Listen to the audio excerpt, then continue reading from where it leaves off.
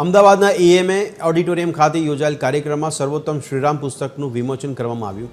હિન્દુ આધ્યાત્મિક અને સેવા સંસ્થા દ્વારા આયોજિત આ કાર્યક્રમમાં ભગવાન શ્રીરામના 64 દિવ્ય ગુણો દ્વારા નવી પેઢીના ઘડતર પર ભાર મૂકવામાં આવ્યો।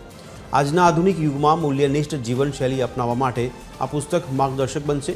શિક્ષણ મંત્રીએ ઉપસ્થિત રહીને જણાવ્યું કે ભારતીય સંસ્કૃતિના મૂલ્યો નવી પેઢી સુધી પહોંચાડવા અત્યંત જરૂરી છે। આ પહેલથી યુવાનોમાં સદ્ગુણો અને સંસ્કારોનું સિંચન થશે, જે સમાજમાં સકારાત્મક પરિવર્તન લાવશે।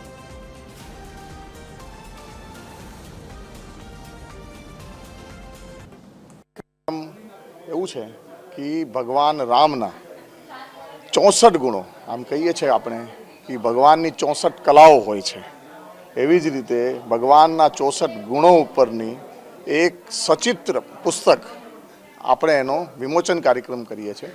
જે ગુજરાતી સંસ્કરણ આપણે પહેલાં બનાવ્યું હતું, એનું આજે હિન્દી અને અંગ્રેજી આખા દેશની ને બહાર બી આપણા ખૂબ રામ ભક્તો છે, એના અનુસંધાનમાં વિચાર કરીને આપણે પુસ્તક બનાવડાવી છે અને એનું આજે વિમોચન કાર્યક્રમ છે। એ વિમોચન કાર્યક્રમમાં આપણા શિક્ષણ મંત્રી પ્રદ્યુમનભાઈ વાજા, સુરેન્દ્રભાઈ પટેલ અને હિન્દુ આધ્યાત્મિક સેવા સંસ્થાનના રાષ્ટ્રીય સંયોજક ગુણવંતસિંહજી કોઠારી અને પરમ પૂજ્ય પરમાત્માનંદજી આવવાના છે। તો એમના હસ્તોથી આ પુસ્તકનું વિમોચન આપણે કરવા જઈ રહ્યા છીએ।